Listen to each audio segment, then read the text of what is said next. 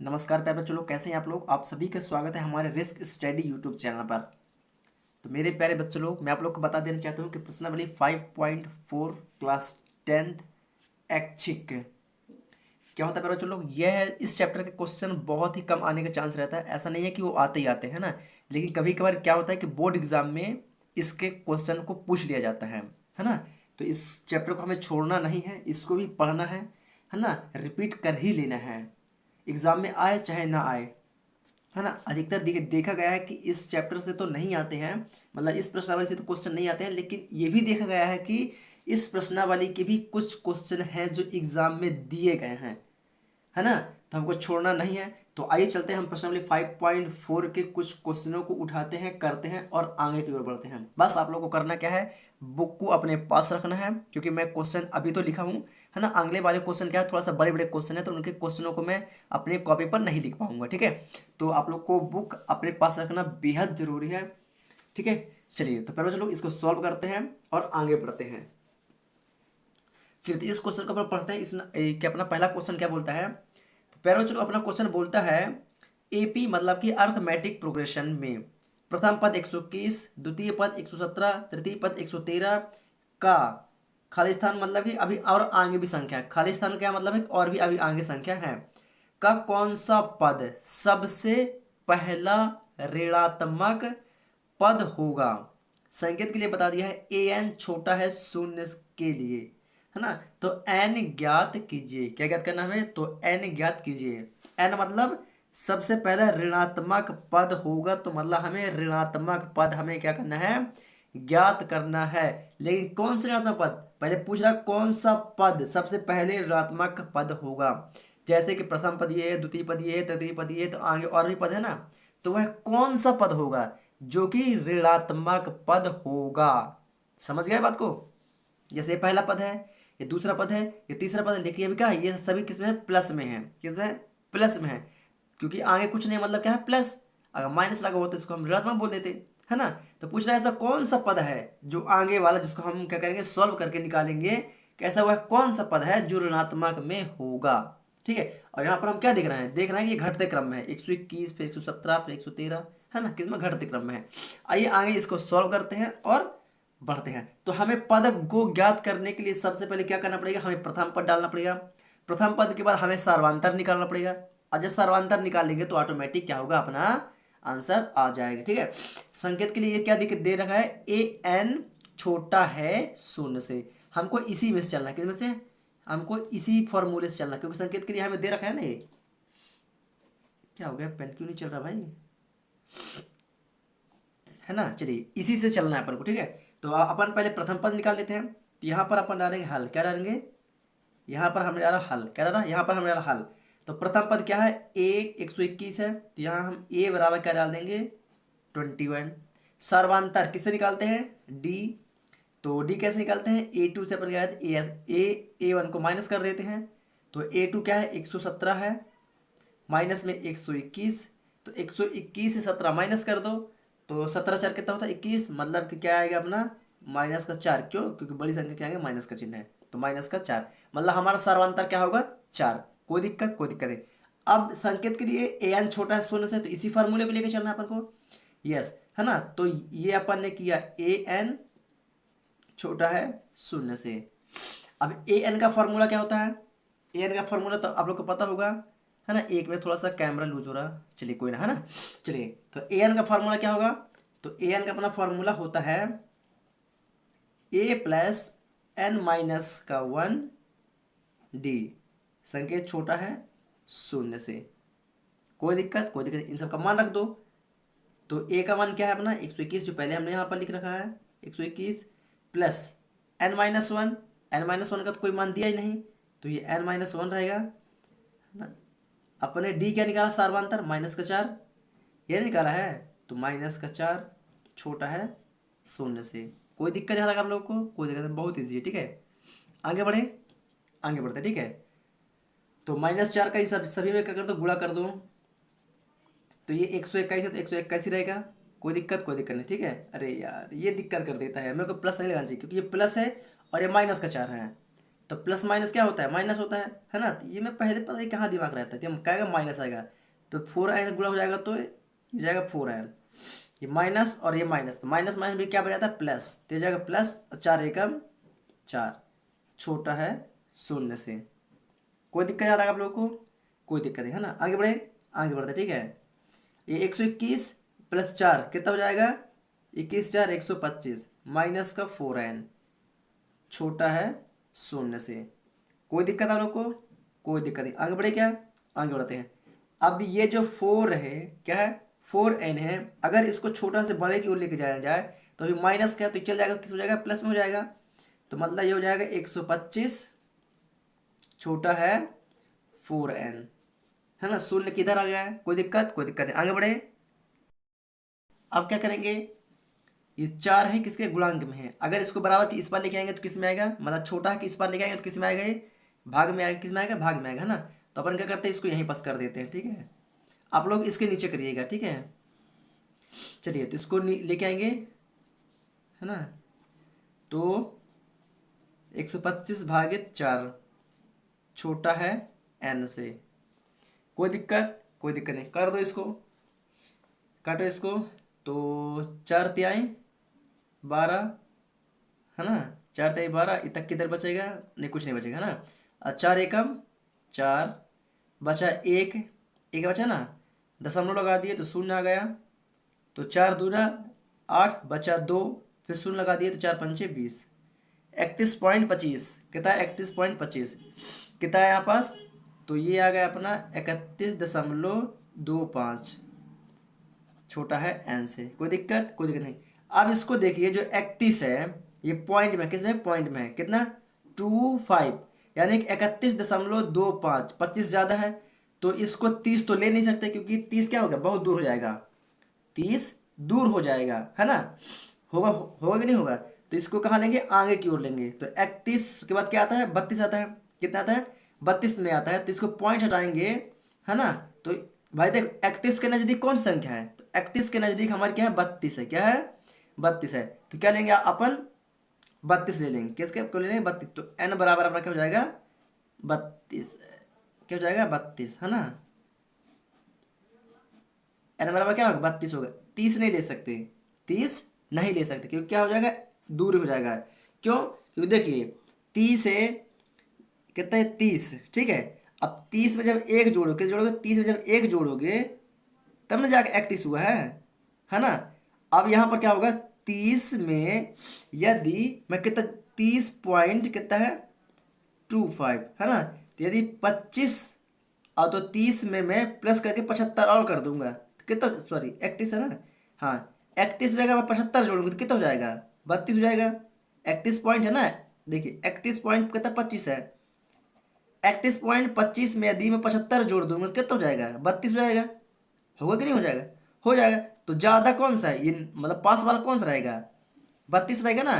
30 तो कम हो जाएगा, क्योंकि 30 में एक जोड़ना पड़ेगा प्लस 25 और जोड़ना पड़ेगा, तब कहीं जाके 30 होगा। तो घटाने से बेहतर क्या है, उसको आगे बढ़ा दिया जाए। तो 31 के नज़दीक कौन सा हो जाएगा, 32, इसलिए हमने n बराबर क्या ले लिया, 32, क्या ले लिया, 32 ले लिया।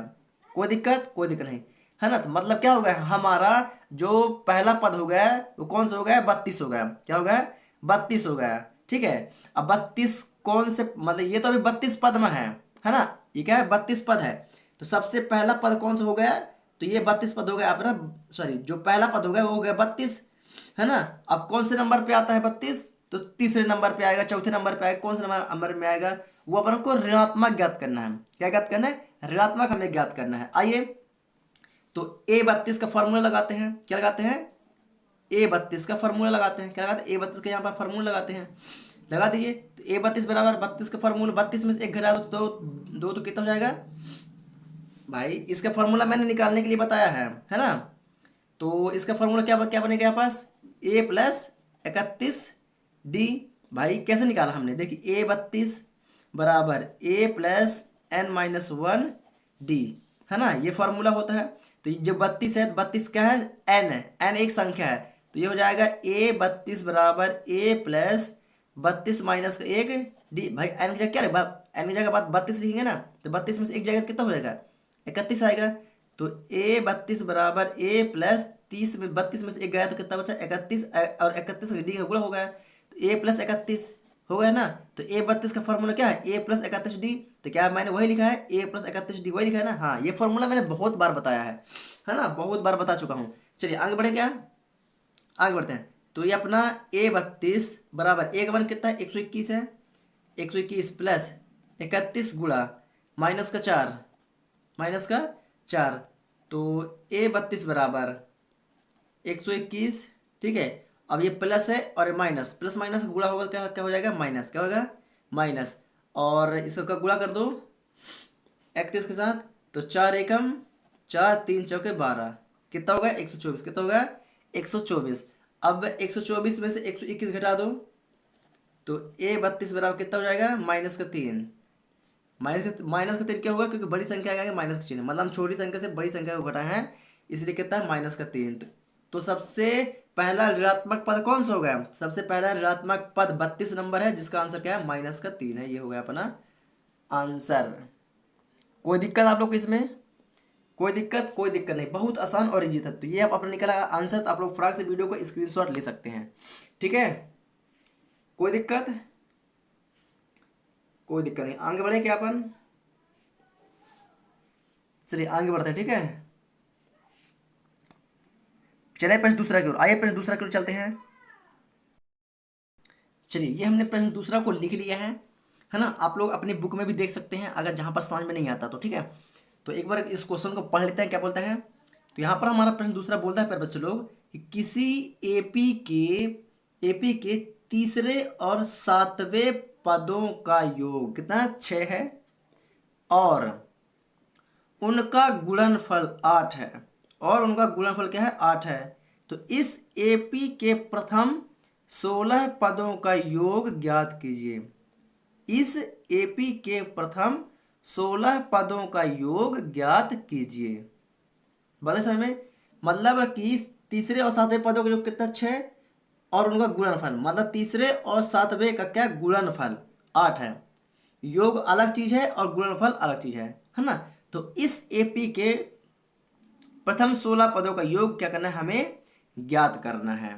बात आई समझ में। थोड़ा सा हैंड राइटिंग मेरी सही नहीं है, इस चीज को मैं समझता हूँ अच्छे से, है ना। तो प्लीज इस चीज से आप लोग बिल्कुल भी घबराइएगा मत। ऐसा लिखूंगा मैं कि आप लोग को थोड़ा बहुत समझ में आएगा, नहीं पूरा पूरा समझ में आएगा, है ना। थोड़ा बहुत नहीं पूरा समझ में आएगा।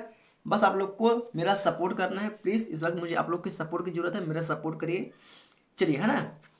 तो आगे बढ़े आप लोग, आगे बढ़ते हैं, ठीक है। चलिए तो यहाँ पर हमने डाला हल, क्या डाला यहाँ पर डाला हमने हल। आप लोग क्या करेंगे, जैसे मैं थोड़ा सा लिख लेता हूँ ना, तो आप लोग वीडियो को रोक के प्रॉपर तरीके से लिख सकते हैं, ठीक है। चलिए तो क्या बोलता है, अर्थमेटिक प्रोग्रेशन में तीसरे और सातवें पदों का योग, योग मतलब क्या होता है जोड़, है ना। तो A3 प्लस तीसरे और सातवें पद A3 और A7 बराबर योग कितना दिया 6, कितना दिया 6 दिया है। अब इसका फॉर्मूला क्या बनेगा, 3 में से 1 घटा दो तो कितना हो जाएगा 2। तो ये हो जाएगा A प्लस 2D प्लस है तो प्लस 7 क्या बनेगा A प्लस 6D। अभी जस्ट मैंने इसके पहले ही बताया कि ये कैसे निकाला है ना। बराबर कहता है 6 है तो 6, कोई दिक्कत, कोई दिक्कत नहीं। आगे बढ़े क्या, आगे बढ़े, ठीक है। एक ए और एक ए दोनों को जोड़ दो क्योंकि प्लस का चिन्ह है, जोड़ दो इसको तो हो जाएगा अपना 2A, कोई दिक्कत, कोई दिक्कत नहीं, प्लस 2D प्लस 6D तो 8D बराबर कितना है 6, कोई दिक्कत, कोई दिक्कत नहीं, है ना। अब इनमें से कॉमन निकाल दो, इसमें 2 है और इसमें भी 2 छुपा हुआ है, मतलब इनका कॉमन निकाल दो। तो 2 कॉमन निकला तो इधर बच्चा A, 2 चौके 8, 2 में 8 का भाग दे दोगे तो कितना बचेगा 4, है ना, क्योंकि 2 बाहर निकल चुका है। D बराबर कितना बचा 6, 2 का हमने क्या निकाल दिया कॉमन, कोई दिक्कत यहाँ तक आप लोगों को, कोई दिक्कत नहीं। इसको काट दो 2 तिहाई 6, 3 बार में कट चुका है। तो ये हो जाएगा अपना A प्लस 4D बराबर कितना बचा 3, A प्लस 4D बराबर 3। 4D को बराबर के उस पर लेके जाओ, इसको इतना कर देते, ठीक है। चलिए 4D को बराबर के उस पर लेके जाएंगे तो कितना हो जाएगा माइनस में चला जाएगा, है ना, अभी प्लस में है। तो ये हो जाएगा A बराबर 3 माइनस का 4D, कोई दिक्कत, कोई दिक्कत नहीं, है ना। अब इसको मान लेते हैं समीकरण नंबर 1, क्या मान लिया हमने, इसको मान लिया हमने समीकरण नंबर 1 है। ए का मान अभी प्रेजेंट में लिए ए का मान हमने क्या मान लिया 3 - 4d। कोई दिक्कत कोई तो ये अभी हमने क्या निकाला, ये अभी हमने योगफल निकाला है। अब आगे क्वेश्चन को देखिए क्या बोलता है आगे क्वेश्चन, और उनका गुणनफल क्या है 8 है, मतलब कि A3 + A7 का गुणनफल क्या है 8 है। आइए इनका गुणनफल निकाल लेते हैं। तो A3 योग मतलब होता है जोड़ और गुणनफल मतलब होता है गुणे का चिन्ह, है ना। कोई दिक्कत, तो A3 गुणे A7 बराबर इनका गुणनफल क्या है 8 है। इसको भी उसी फॉर्मूले पर रख दो, है ना। तो A + 2d गुणे A + 6d। कोई दिक्कत, कोई दिक्कत नहीं, है ना, बहुत आसान है। आगे बढ़े क्या अपन, आगे बढ़ते ठीक है। ए का मान ए बराबर क्या है 3 - 4d, तो इसका मान लिख दो। तो 3 - 4d + 2d। कोई दिक्कत, कोई दिक्कत नहीं, गुणा तो गुणा 3 - 4d गुणा में क्या है 6d, तो 6d बराबर में 8 है, तो 8। कोई दिक्कत यहाँ तक आप लोगों को, कोई दिक्कत नहीं होगी, है ना। आगे बढ़े क्या अपन, आगे बढ़ते हैं ठीक है। चलो आगे बढ़ते हैं ना। चलिए कोई बात नहीं, थोड़ा सा तकलीफ में है, थोड़ा दर्द हो रहा है पेट में। चलिए कोई बात नहीं ठीक है, हम थोड़ा सा स्लो मोशन में बोलेंगे ठीक है, आप लोग समझिएगा, गौर सुनिएगा ठीक है। चलिए तो आगे बढ़ते हैं अपन। आप फिर ये कैमरा दिक्कत कर रहा है यार। चलिए इन सब चीज़ों को आप लोग इग्नोर कर दीजिए ठीक है। चलिए यहाँ पर ध्यान दीजिए आप लोग, ये क्या है 4d प्लस का 2d माइनस प्लस, तो प्लस माइनस क्या होता है माइनस होता है। तो 4d से में से 2d माइनस कर दो, माइनस कर दो कितना बचेगा 3 - 2d। 4 में से 2 जाएगा तो 2d है, तो d कोई दिक्कत, कोई दिक्कत नहीं। गुणा तो गुणा 4d माइनस का है, अरे यार ये गुणा का चिन्ह कैसे आ गया, प्लस करो ना क्योंकि प्लस नहीं है ये प्लस है, तो प्लस है ना, -4d और +6d, तो प्लस माइनस माइनस, तो 6 में से 4 आएगा तो कितना बचेगा 2, तो ये हो जाएगा 2d है, तो d कोई दिक्कत, बराबर में 8 है, तो 8। कोई दिक्कत यहाँ तक आप लोगों को, कोई दिक्कत नहीं, बहुत ईजी है। आगे बढ़े क्या, आगे बढ़ते ठीक है। 3 का 3 से गुणा कर दो, 3 त्रिका कितना होता है 9, माइनस है तो माइनस, कोई दिक्कत, कोई दिक्कत नहीं। 2 का गुणा 2 से क्या कर दो, 2 दूनी 4, डी है तो डी, अरे डी को डी के साथ डी का स्क्वायर हो, क्या डी का स्क्वायर बराबर में 8 है, तो 8। कोई दिक्कत आप लोग को यहाँ तक, कोई दिक्कत नहीं। आगे बढ़े अपन, आगे बढ़ते ठीक है। अब 9, 9 प्लस का है, बराबर किस पर कर दे तो माइनस हो जाएगा, मतलब 4d का स्क्वायर बराबर 8 माइनस का 9, होगा नहीं होगा, हो जाएगा। अब 8 में से 9 जाएगा तो कितना बचेगा 4d का स्क्वायर कितना बचेगा -1, कितना बचेगा -1, कितना बचेगा -1 बचेगा, स्वाभाविक सी बात है ना। और ये देखिए ये -4d, ये माइनस है, ये माइनस है ना, तो यहाँ माइनस हो, तो ये माइनस क्या होगा अपन ने काट दिया, क्या था क्या कर दिया अपन ने काट दिया, ठीक है ना। अब ये डी चार है, जो 4 अपना किस में गुणांक में है, अब उसको बराबर किस पर लेके जाएंगे तो ये भाग में आ जाएगा, तो डी का स्क्वायर मतलब 1/4, डी का स्क्वायर बराबर 1/4।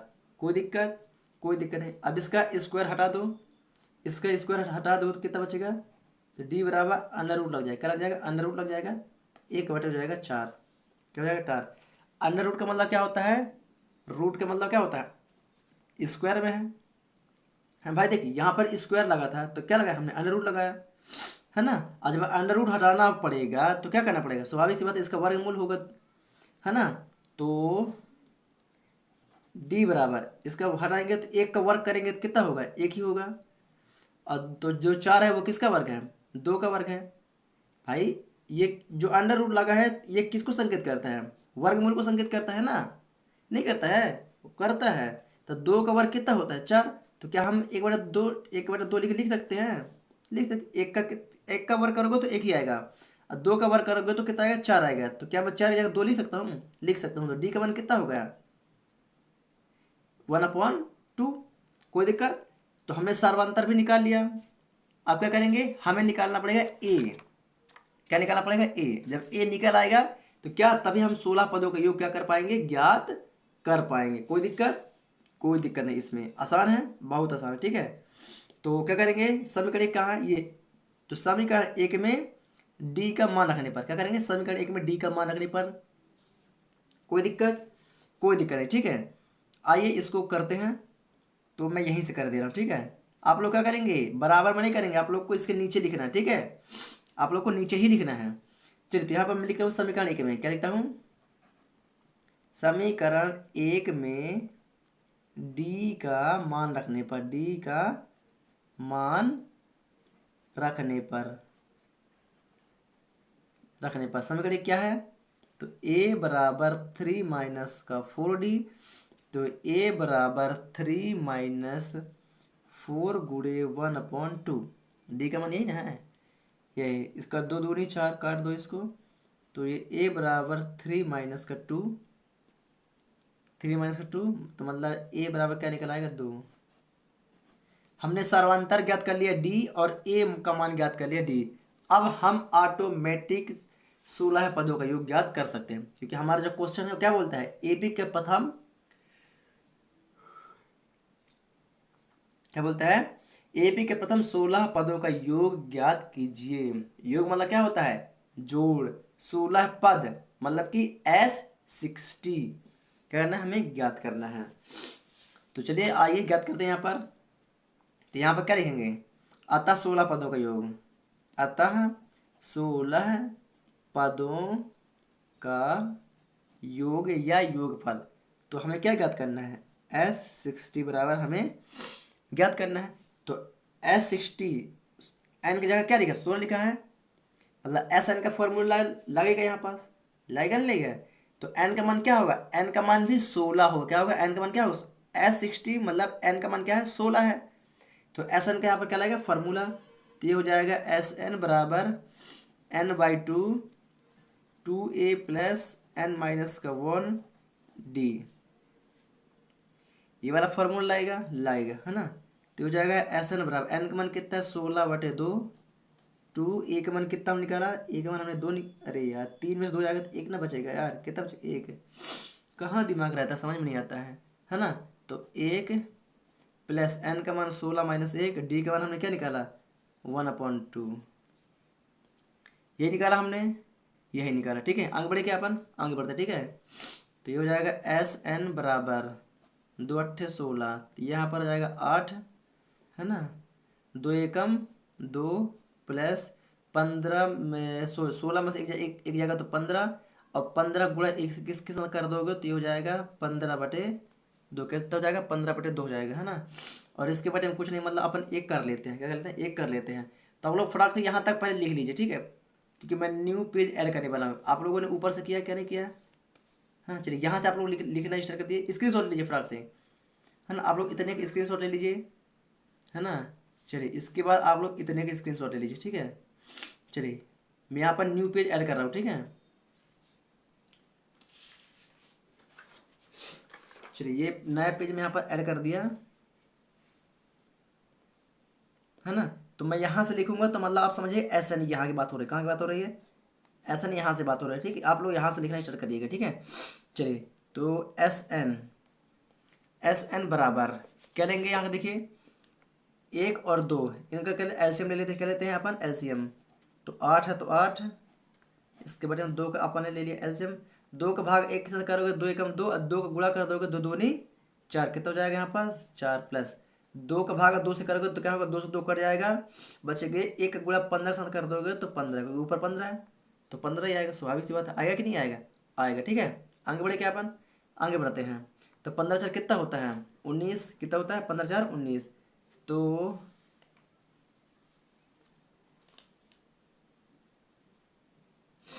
तो ये अपना हो जाएगा एस एन बराबर 8, है ना, कुछ हटा दो, 15 4 19 बटेगा 2, तो ये हो जाएगा 2 चौके 8, है ना, 19 गुणा 4 कर दो, तो एस एन बराबर 19 गुणा 4 कर दोगे तो 19 चौक 76, 19 चौक कितना होता है 76, कितना होता है 76, तो बता देंगे अतः 16 पदों का योग, अतः 16 पदों का योग 16 पद हो गए, कितना है 76 है, कितना है 76। अतः 16 पद हो गए 76 होगा आंसर। कोई डाउट आप लोग को इसमें? कोई डाउट? बहुत ईजी है ना। मेरा पढ़ाने का तरीका बहुत आसान है, बस आप लोग को सिर्फ समझना है। क्या करना है आप लोग को? सिर्फ और सिर्फ समझना है। उम्मीद करता हूँ आप लोग बहुत ही बेहतर तरीके से समझ चुके होंगे। समझ गए क्या आप लोग? चलिए अब क्या करते हैं, प्रश्न जो तीसरा है, क्या जो अपना प्रश्न तीसरा है वह बहुत बड़ा है। क्या है? वह बहुत बड़ा है, तो मैं प्रश्न को नहीं लिखूंगा, है ना। बुक को डायरेक्टली एक बार आप लोग के सामने रख के उसको रीड कर लूंगा, आप लोग को समझा दूंगा, और आप लोग को क्या करना है, बुक को अपने पास रखना है, मैं करते चलूंगा और आप लोग को बताते चलूंगा, ठीक है। बता गए समझ में? तो आइए चलते हैं प्रश्न तीसरा की ओर। तो ये रहा अपना प्रश्न तीसरा। आइए प्रश्न तीसरा को देखते हैं, है ना। प्रश्न थोड़ा सा बड़ा है इसलिए मैं लिख नहीं सकता, बस आप लोग को समझा सकता हूँ, ठीक है। तो ध्यान दीजिए क्या बोलता है अपना प्रश्न दूसरा तो हमने कर लिया। आइए प्रश्न तीसरे की बात करते हैं। तो एक सीढ़ी के क्रमागत डंडे परस्पर 25 सेंटीमीटर की दूरी पर हैं। देखिए ये अपनी क्या है, ये एक सीढ़ी है ये, ठीक है। और एक सीढ़ी की एक डंडा, पहला डंडा ये हो गया, दूसरा डंडा ये हो गया, तीसरा डंडा ये हो गया, और प्रथम डंडा मान लीजिए ये हो गया, ठीक है। प्रथम ये और अंतिम ये। तो प्रत्येक सीढ़ी के डंडों के बीच का गैप कितना है? 25 सेंटीमीटर। कितना? 25 सेंटीमीटर ये बता रखा है। इसमें क्या बताया कि एक सीढ़ी के क्रमागत डंडे परस्पर 25 सेंटीमीटर की दूरी पर है। मतलब एक डंडा और दूसरे डंडा के बीच की दूरी कितना है? 25 सेंटीमीटर है। कितना है? 25 सेंटीमीटर बीच की दूरी है, ठीक है। तो क्या बोलता है, देखिए आकृति 5 और 7 में, तो डंडों की लंबाई एक समान रूप से क्या घटती जाती है। मतलब कि अभी ये यहाँ से यहाँ तक कितना है? 45 सेंटीमीटर है। तो हो सकता है ये 42 सेंटीमीटर हो सकता है ये 40 सेंटीमीटर हो। ऐसे कर कर घटते घटते कितना है? 25 सेंटीमीटर घटते चला जाता है। तो एक समान रूप से क्या है? घटता है। क्या है? 45 से कितना हो गया? 25 सेंटीमीटर। मतलब एक समान रूप से क्या है? डंडों की डंडों क्या है, डंडों की जो लंबाई है वो क्या घटती जाती है, ठीक है। तो 45 से 25 हो गई, है ना। तो एक समान रूप से घटती जाती है। तथा सबसे निचले डंडे की लंबाई कितना है? 45 सेंटीमीटर है। हमने यहाँ पर बता रखा है कि 45 सेंटीमीटर है। सबसे निचले डंडों की लंबाई कितनी है? 45 सेंटीमीटर है। आप लोग को दिख रहा है ना, सबसे नीचे वाली देखिए डंडों की लंबाई, ये कितना है? 45 सेंटीमीटर है ना। ये 45 सेंटीमीटर है। और सबसे ऊपरी वाले डंडों की लंबाई कितना है? 25 सेंटीमीटर। ये कितना है? 25 सेंटीमीटर है।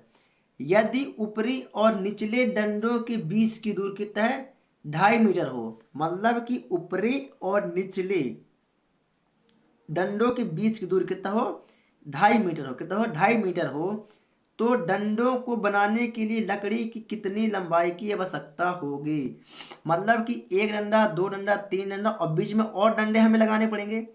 और ये प्रथम वाला डंडा है, तो इन सभी डंडों को जोड़कर पहले हमें डंडा निकालना पड़ेगा, और डंडों को निकालने के बाद अगर इनको जोड़ा जाए तो इनकी कितनी लंबाई होगी। सभी डंडों जैसे कि 45 सेंटीमीटर और 25 सेंटीमीटर, तो और इसके बीच में अभी हमको ज्ञात करना पड़ेगा। तो उन सभी को ज्ञात करने के बाद इन डंडों की लंबाई कितनी होगी, बनाने की लकड़ी की कितनी लंबाई की आवश्यकता होगी। कहने वाला क्या है कि इन डंडों को कितनी लंबाई की जरूरत पड़ जाएगी, जिसे हम कटिंग करके यहाँ पर लगाएंगे।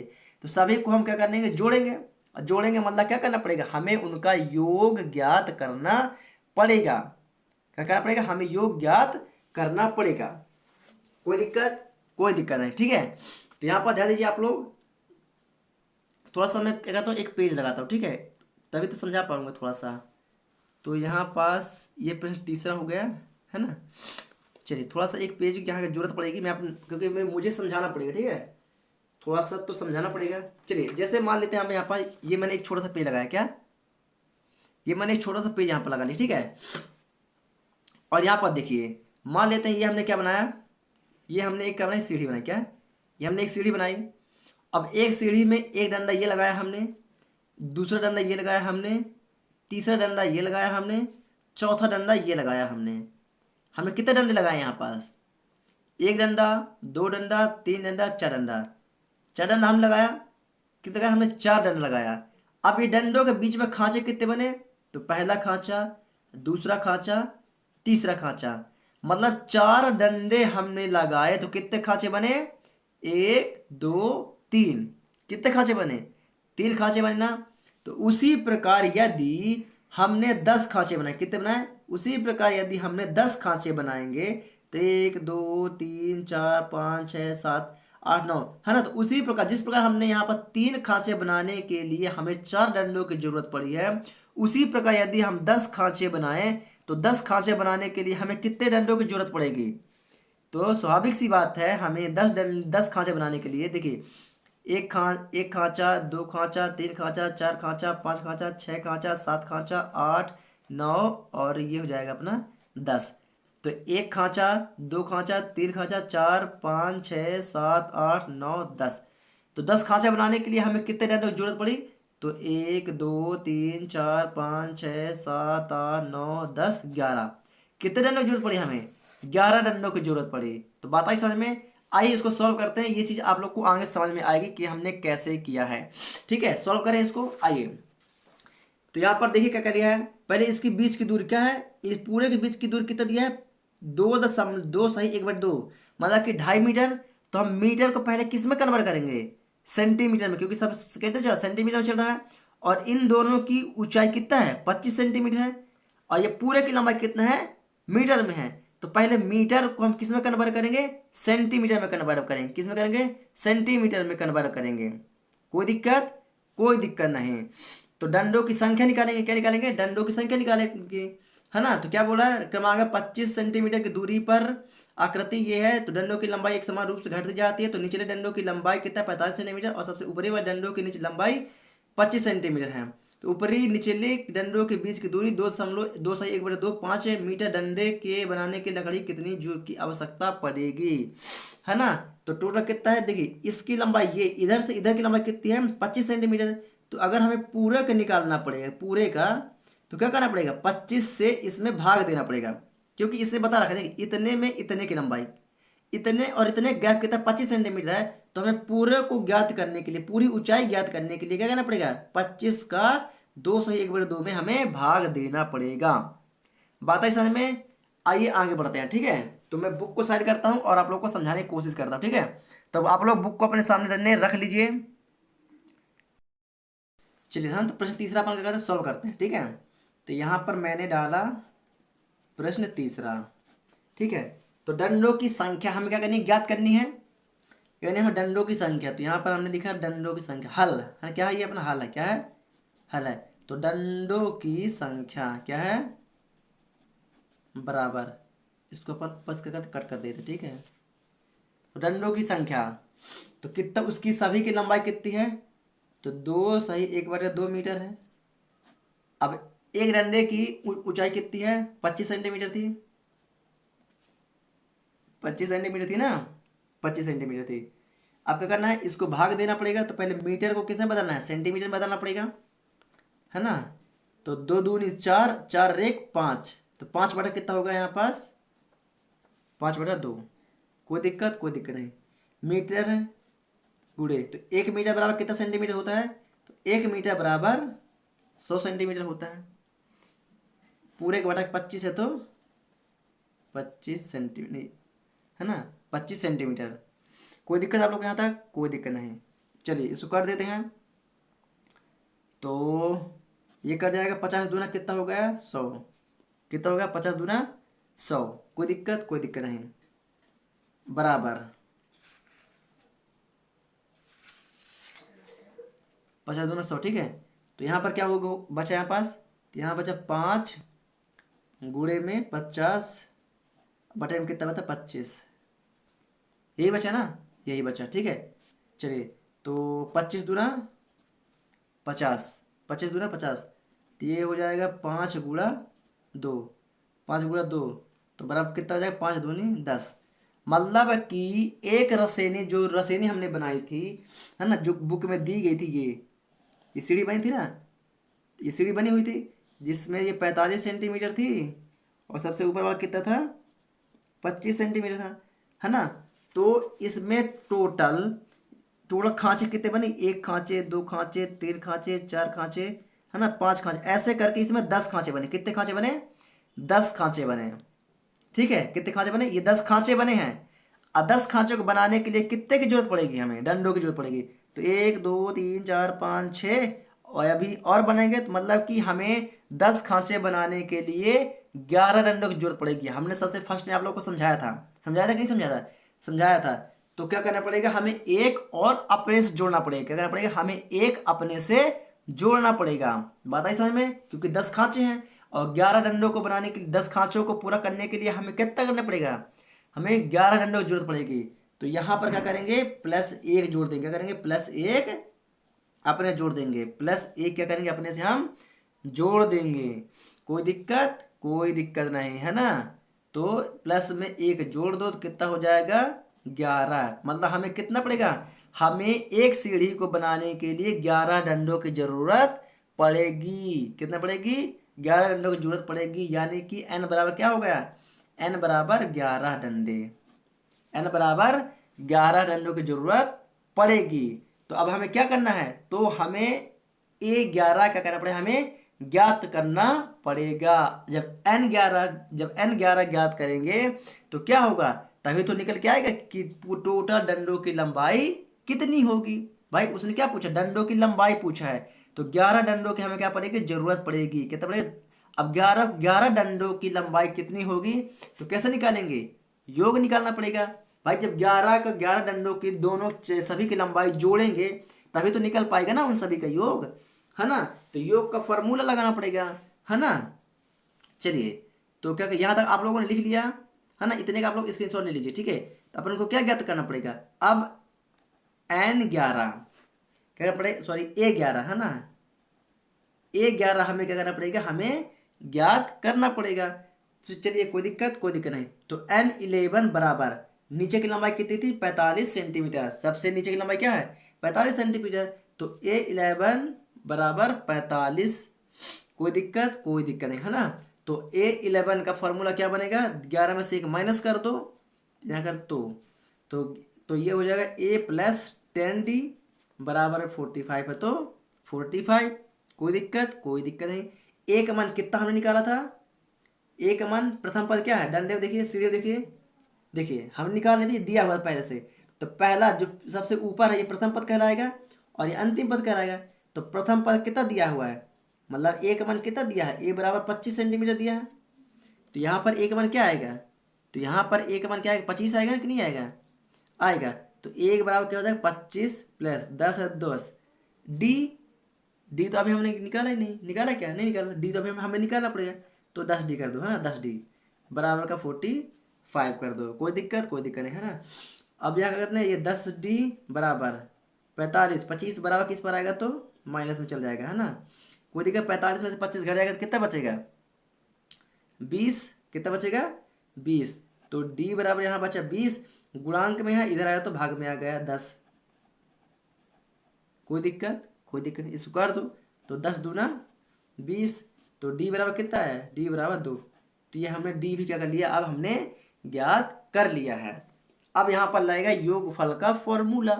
क्या लगेगा, यहाँ पर हमें निकालना पड़ेगा योगफल का फॉर्मूला, लगाना पड़ेगा यहाँ पास। तो योगफल का फॉर्मूला क्या होगा, एस एन बराबर क्या होता है, एस एन बराबर n/2 2a + n - 1d। तो हमने ए भी निकाल लिया और डी भी निकाल लिया। जब डी और ए निकाल लेते हैं तो हमें योगफल बहुत ही शानदार तरीके से निकाल सकते हैं, ठीक है, बहुत आसानी से निकाल सकते हैं। तो आइए, तो एन की जगह क्या होगा, 11 ही होगा ना, 11 ही होगा ना भाई, क्योंकि एस एन निकालना है। तो S11 बराबर एन की जगह 11/2, 2 गुणे ए का मान कितना है, 25 है, एन का मान 11, 1 डी का मान हमने क्या निकाला, यहाँ पर 2 निकाला, ये निकाला है। आइए आगे बढ़ते हैं। तो S11 बराबर ये 11/2 चलेगा, क्या चलेगा, 11/2, 25 दूना कितना होता है 50, + 10, 11 में से 1 जाएगा तो 10, और 10 का गुणा करता हूँ 2 में, तो 10 दूना 20, कितना हो जाएगा 20। कोई दिक्कत यहाँ तक आप लोग, कोई दिक्कत नहीं, है ना। आगे बढ़ते हैं। तो S11 बराबर 11/2 गुणे 50 20 कितना होता है 70, तो इसको 35 दूनी कितना होता है 70, कर दो।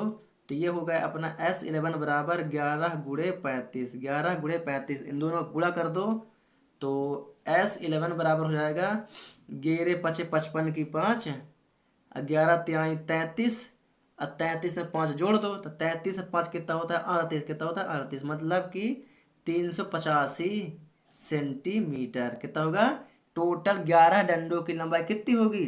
385 सेंटीमीटर। और ये अपना हो गया आंसर। क्या हो गया? ये अपना हो गया आंसर। तो हमने इसको भी बहुत ही शानदार तरीके से ज्ञात कर लिया। तो प्लीज़ इसका भी आप लोग स्क्रीनशॉट ले लीजिए।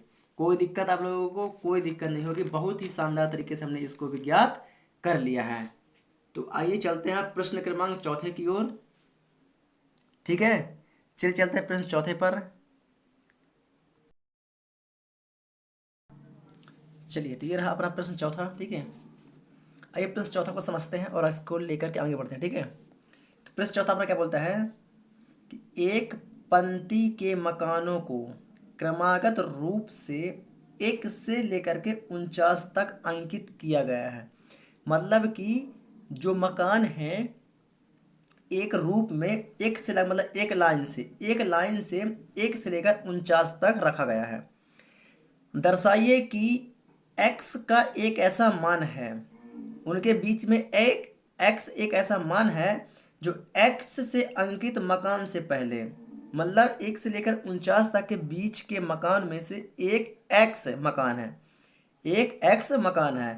तो उस x से अंकित मकान से पहले के मकानों की संख्या, मतलब x से अंकित पहले वाले मकानों की संख्या का योग है ना, संख्याओं का योग उसके बाद वाले मकानों की संख्याओं के योग के बराबर है। मतलब x के पहले वाले मकानों का योग और x के बाद वाले मकानों के योग क्या है? आपस में बराबर है। तो x का मान ज्ञात कीजिए, जहां संकेत के रूप में क्या दिया हुआ है? एस एक्स माइनस वन बराबर एस 49 माइनस एस एक्स है। ये एक प्रकार से हमारा क्या है? सॉल्व है। इसी डायरेक्शन में हम सॉल्व करेंगे। लेकिन ये कैसे आया, पहले इसको हम क्या करेंगे, थोड़ा सा समझेंगे। ठीक है, आइए थोड़ा सा मैं आप लोग को समझा देता हूँ कि ये कैसे आया।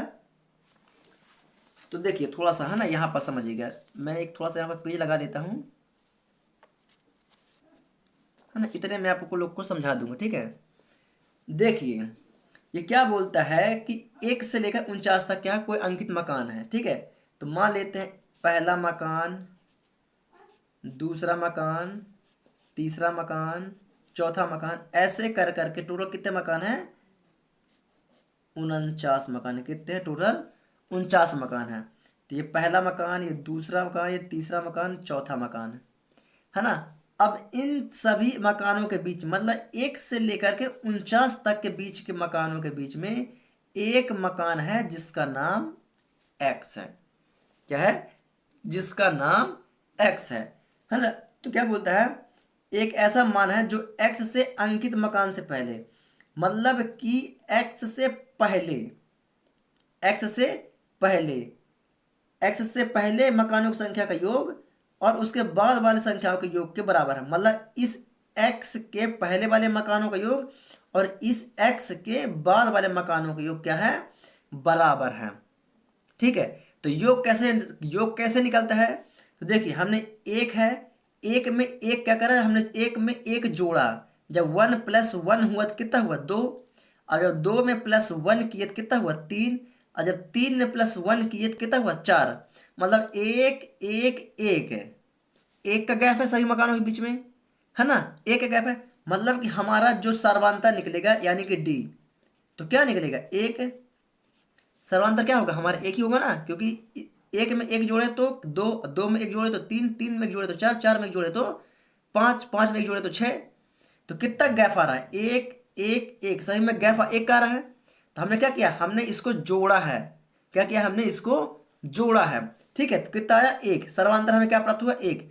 अब एक ये दिख रहा है आप लोग, क्या है? ये एक है, एक है ना। तो ये क्या होगा? A1 होगा, ये A2 होगा, ये A3 होगा, ये A4 होगा। तो प्रथम पद क्या है? प्रथम पद एक, द्वितीय पद दो, तृतीय पद तीन, चतुर्थ पद चार। मतलब हमारा A का मान भी क्या हो जाएगा? मतलब हमारे A का मान भी यहाँ पर एक है। क्या है? सर्वांतर एक होगा और प्रथम पद भी क्या है अपना? A। मतलब A का मान और D का मान हमने यहाँ से ज्ञात कर लिया। बात आई समझ में, है ना। आगे जरूरत पड़ेगी तो इस चीज को आप लोग ध्यान रखिएगा कि ए का मान क्या है? एक है। और डी का मान क्या है? डी का मान भी एक है और ए का मान भी एक है। अब आगे आइए देखिए थोड़ा सा। अब यदि क्या बोलता है कि x के पहले का योग और x के बाद का योग क्या है? बराबर है। तो x के पहले कैसा होगा? x के पहले कैसा होगा? जब हम x माइनस एक करेंगे, क्या करेंगे, जब हम x माइनस एक करेंगे तभी तो एक मतलब पहले x के पहले आएगा ना मान, है ना, x पहले आएगा। अब जब हम x प्लस वन करेंगे तभी तो उसके बाद क्या आएगा, तो x के पहले और x के बाद इन दोनों का योग मतलब x माइनस वन और x प्लस वन दोनों का योग क्या है, बराबर है। क्या है, दोनों का योग क्या है, बराबर है।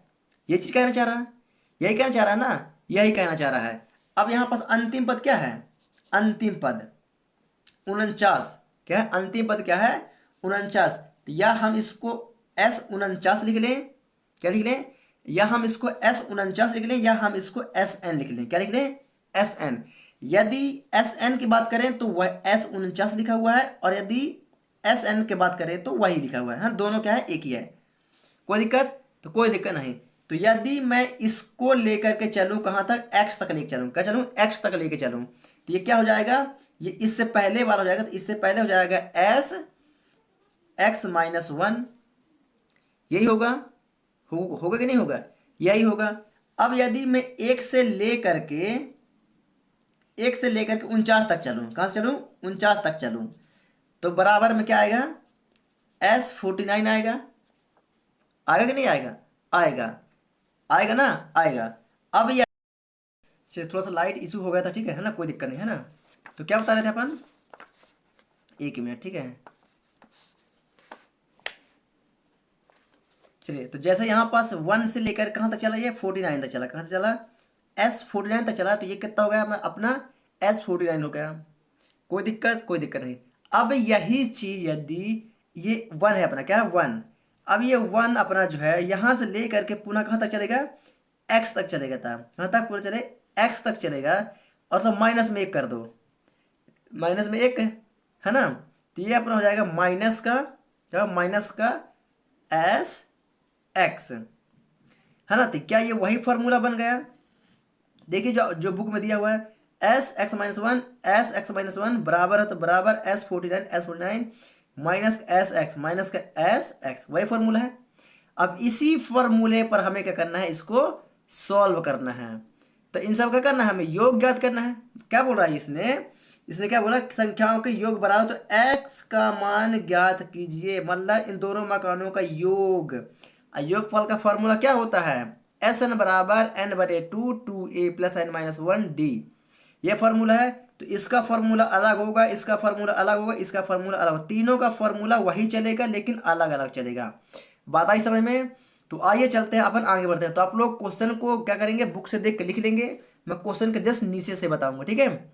आइए चलते हैं पेन और कॉपी के साथ। चलिए, ये मैंने डाला हल, ठीक है, चौथे का हल, कौन सा, चौथे का हल।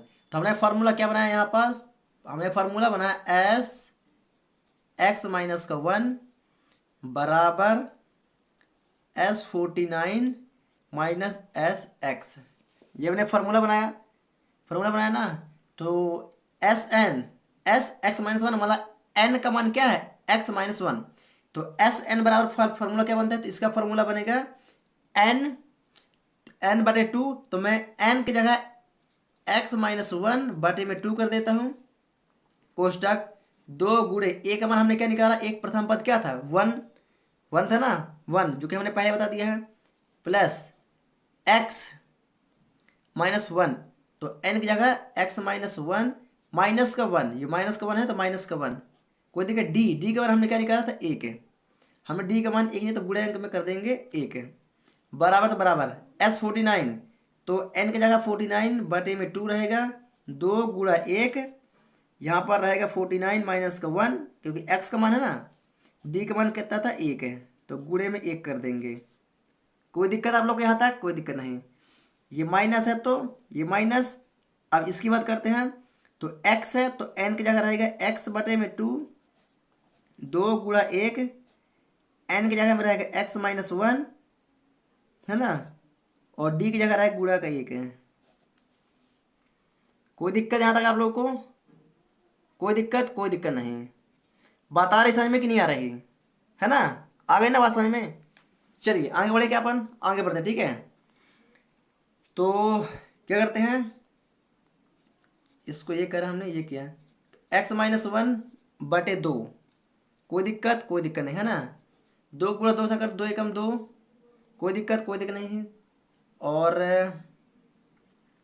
एक 2 एकम 2 ये हो गया, प्लस एक्स है तो एक्स, ये minus minus minus minus bill के क्या होगा प्लस, तो एक और एक के तो जाएगा 2, लेकिन चिन्ह कहे का रहेगा, चिन्ह रहेगा माइनस का 2। 2 का गुणा एक से करोगे तो 2 ही आएगा, ठीक है, कोई दिक्कत यहाँ तक। माइनस माइनस क्या होता है प्लस, तो एक और एक जुड़ गया 2, लेकिन चिन्ह रहेगा माइनस का, कोई दिक्कत नहीं। बराबर 49 है तो यहाँ पास 49 रहेगा, कोई दिक्कत नहीं। बटे में 2 है 2, 2 का गुणा एक के साथ करोगे तो 2, 49 में से एक जाएगा तो कितना बचेगा 48, 48 गुणा एक के साथ करोगे तो 48 ही आएगा, कोई दिक्कत। माइनस तो माइनस, एक्स बटा 2, 2 का गुणा एक से करोगे तो 2 ही आएगा, यहाँ प्लस का चिन्ह है ना, इधर भी प्लस का चिन्ह है, ठीक है, कोई दिक्कत नहीं। एक्स है तो प्लस एक्स रहेगा, एक का गुणा एक के साथ करो चाहे कुछ भी करो तो क्या आएगा, एक ही आएगा। तो प्लस माइनस क्या होता है, माइनस का एक है। यहाँ तक कोई डाउट आप लोगों को, कोई डाउट नहीं होना चाहिए, है ना, बहुत ही आसान तरीके से हम इसको कर रहे हैं, ठीक है। आगे बढ़े क्या आप लोग, आगे बढ़े, आगे बढ़ते हैं, ठीक है। चलिए, तो एक्स माइनस 1 बटे में 2, कोई दिक्कत है ना, ये तो ये कट गया, ठीक है, इसी से काट दिए तो एक्स का गुणा कर दी इसके साथ, है ना, एक्स गुणा कर दो डायरेक्टली, तो ये एक्स का स्क्वायर हो जाएगा और एक्स एकम एक्स, तो माइनस का हो जाएगा यहाँ पर एक्स, कोई दिक्कत है ना।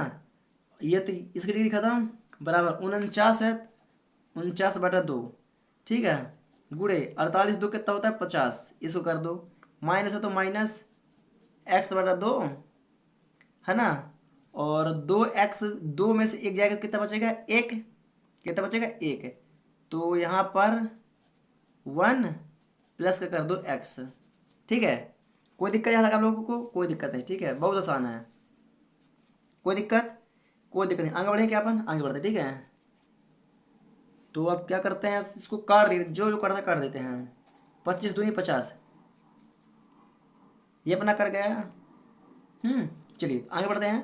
तो ये अपना हो जाएगा एक्स का स्क्वायर माइनस का एक्स बटे में 2 बराबर में हो जाएगा 49 गुणे 50, 49 का गुणा 50 के साथ कर दो तो 25 में ये अपना हो जाएगा 1225, कितना हो जाएगा 49 गुणे 12 करो, सॉरी 49 गुणे 25 करोगे तो 1225 होगा, कितना होगा 1225 माइनस एक्स बटे में 2, है ना, एक्स बटे में 2, सॉरी एक्स का गुणा, अगर एक का गुणा एक्स में कितना करोगे तो ये पूरे एक्स बटे 2 का गुणा, एक्स बटे 2 गुणा एक साथ करोगे तो वही आएगा एक्स बटे 2। अब एक्स बटे 2 का गुणा कर दो किस साथ, एक्स के साथ, तो प्लस है बीच में, तो प्लस एक्स का गुणा एक्स के साथ होगा तो ये हो जाएगा एक्स का स्क्वायर, अब बटे में 2 है तो बटे में 2 ही रहेगा। कोई दिक्कत आप लोग को यहाँ तक, कोई दिक्कत नहीं। आगे बढ़े क्या आप लोग, आगे बढ़ते हैं, ठीक है। और यहाँ पर देख रहे हैं आप लोग, क्या देख रहे हैं कि एक्स बटे 2 प्लस एक्स स्क्वायर बटे 2 माइनस का है, किसका है माइनस का है, इसको बराबर इस पर कर दे तो किस में हो जाएगा, वो प्लस में हो जाएगा, यस प्लस में हो जाएगा। तो ये एक्स स्क्वायर माइनस का एक्स बटे 2, ये माइनस का तो इधर आया प्लस में, तो एक्स बटे एक्स प्लस एक्स का स्क्वायर बटे 2 बराबर में 1225 है, तो 1225। कोई दिक्कत आप लोग को इसमें, कोई दिक्कत नहीं है ना। अरे यार ये कैसे डिस्टर्ब है ये भाई, देखिए एक्स बटे 2 है ना, तो एक्स बटे 2, कोई दिक्कत, 2 कॉमन ले लो इन सभी, सॉरी एलसीएम ले लो, क्या ले लो एलसीएम ले लो, तो इन सभी का एलसीएम 2 ही आएगा, कितना आएगा 2 आएगा, 2 का भाग 2 के साथ करो 2 से 2 क्या हो कट जाएगा, तो यहाँ क्या बचेगा एक्स स्क्वायर माइनस का एक्स बचेगा, 2 का भाग 2 से करो 2 से 2 कट जाएगा तो क्या बचेगा प्लस का एक्स बचेगा, 2 का भाग 2 से करोगे 2 से 2 क्या हो कट जाएगा, तो सिर्फ एक्स का स्क्वायर बचेगा, क्या बचेगा एक्स का स्क्वायर बचेगा। देखिए ये माइनस का है और ये प्लस का है, क्या हो गया दोनों कट गए, इधर 1225 है तो 1225 कर दो, कोई दिक्कत, जो बचा उसको ले लेते हैं, ये प्लस है ये प्लस है, तो प्लस से प्लस जुड़ जाएगा तो कितना होगा 2x का स्क्वायर, बटे में 2 है तो बटे में 2 रहेगा, 1225 है तो 1225, कोई दिक्कत नहीं। भाग में है 2 से 2 क्या हो कट जाएगा, क्या होगा 2 से 2 है तो कट जाएगा, तो इधर बचा x का स्क्वायर 1225, कोई दिक्कत। इसका स्क्वायर हटेगा तो क्या रहेगा, इसमें अंडर रूट लग जाएगा, क्या लग जाएगा अंडर रूट लग जाएगा, तो x बराबर अंडर रूट 1225। अब 1225 किसका वर्गमूल है, किसका वर्ग है ना। तो ये चीज़ें आप लोगों को पता होना चाहिए कि 1225 किसका वर्ग है। तो x बराबर ये होता है अपना 35 का वर्ग। किसका? 35 का वर्ग। किसका होता है? 35 का वर्ग। तो x का मान कितना है? 35 है। ये अपना हो गया आंसर। तो x का मान क्या होगा? तो x का मान अपना 35 होगा। क्या बोलते हैं? x का मान ज्ञात कीजिए, है ना। मकान के पहले वाले x का योग और बाद वाले योग का योग क्या है? बराबर है। तो x का मान ज्ञात कीजिए। तो x का मान क्या है? 35। ये अपना हो गया आंसर। आप लोग 35 गुणा 35 करेंगे तो 1225 आ जाएगा। ठीक है, कोई दिक्कत? तो यहाँ पर हमने प्रश्न चौथा भी बहुत ही बेहतर और शानदार तरीके से हमने इसको सॉल्व कर लिया है। उम्मीद करता हूँ आप लोग को यह चीज़ समझ में आ गई होगी। तो प्लीज़ समझ में आए तो वीडियो को लाइक करें, और चैनल पर नए हैं तो चैनल को सब्सक्राइब करके बेल आइकन को दबाना बिल्कुल भी ना भूलें। कोई दिक्कत? आइए चलते हैं प्रश्न 5वां की ओर। ठीक है, आइए प्रश्न 5वां को सॉल्व करते हैं। एक बार बुक की ओर देख लेते हैं थोड़ा सा। देखिए ये अपना प्रश्न 5वां है। ठीक है, ये 5वां प्रश्न क्या बोलता है? एक फुटबॉल के मैदान पर एक छोटा चबूतरा है। ये चबूतरा आप लोग को दिख रहा है? यस, ये चबूतरा है जिसमें 15 सीढ़ियां बनी हैं। जैसे कि 1 2 3 4 5 6 7 8 9 10 11 12 13 14 ये 15 सीढ़ियां बनी हुई हैं, है ना। जिसमें 15 सीढ़ियां बनी हुई हैं, इन सीढ़ियों में से प्रत्येक की लंबाई 50 है। प्रत्येक की लंबाई कितना है? 50। मतलब कि ये जो ऐसे दिख रहा है, ये ऐसे ऐसे जो लंबाई ऐसे ऐसे गई है। तो एक सीढ़ी की लंबाई कितनी है? 50। जो ये लंबाई है, ये इतने की लंबाई कितनी है? 50 मीटर है ना। वही बता रहा है। तो प्रत्येक सीढ़ी बनी हुई है जिसकी प्रत्येक की लंबाई कितना है? 50 मीटर है। मतलब इनकी लंबाई ऐसे में कहता है 50 मीटर है, और वह ठोस कंक्रीट की बनी है। तो प्रत्येक सीढ़ी में चढ़ाई, चढ़ाई मतलब कि ऊपर की ओर, ये ऊपर की ओर जाते हैं, ये जा रही है। कैसे? इसकी प्रत्येक ऊंचाई कितनी है? 1.4 मीटर है। तो प्रत्येक की चढ़ाई कितनी है? 1.4। 1.4 ऊपर की ओर चढ़ाई है, और उसका फैलाव, ये जो ये देखिए ऊंचाई इतनी हो गई। देखिए ये अपनी क्या हो? ये ऊंचाई हो गई। ठीक है ना। और उसका फैलाव कितना है? ये फैलाव होगा, ये ऊंचाई और ये फैलाव, है ना। इसकी बात कर रहे हैं। तो जो इसका फैलाव है, ये वाला जो फैलाव है, ये वाला कितना है? 1.2 है। फैलाव 1.2, और चौड़ाई कितनी है? चढ़ाई इसकी 1.4, 1.4 इसकी चढ़ाई, और फैलाव 1.2 ऐसे में। ठीक है। तो देखिए 5.8। तो इस चबूतरे को बनाने में लगी कंक्रीट का कुल आयतन परिकलित कीजिए। परिकलित ज्ञात कीजिए, है ना। तो यहाँ पर समझिए टोटल कहता है। तो इसकी लंबाई इसने कितना बताया है? प्रत्येक प्रत्येक की लंबाई, प्रत्येक की लंबाई मतलब कि एक की लंबाई 50 है, तो इसकी भी लंबाई 50, इसकी सभी की लंबाई 50। तो टोटल 50 यहाँ पर दिया। देखिए पीछे साइड ये, तो टोटल की लंबाई कितना बता दिया इसने? 50 मीटर बता दिया है लंबाई। और ऊंचाई कितना बताया? ऊंचाई इसकी तो 1.4। प्रत्येक की ऊंचाई क्या बताया? 1.4। और चौड़ाई कितना बताया? 1.2।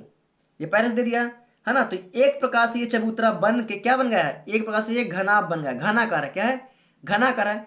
तो घनाभ का आयतन ज्ञात करना पड़ेगा। क्या करना पड़ेगा? घनाभ का आयतन का फॉर्मूला यहाँ पर लगाना पड़ेगा। कोई दिक्कत?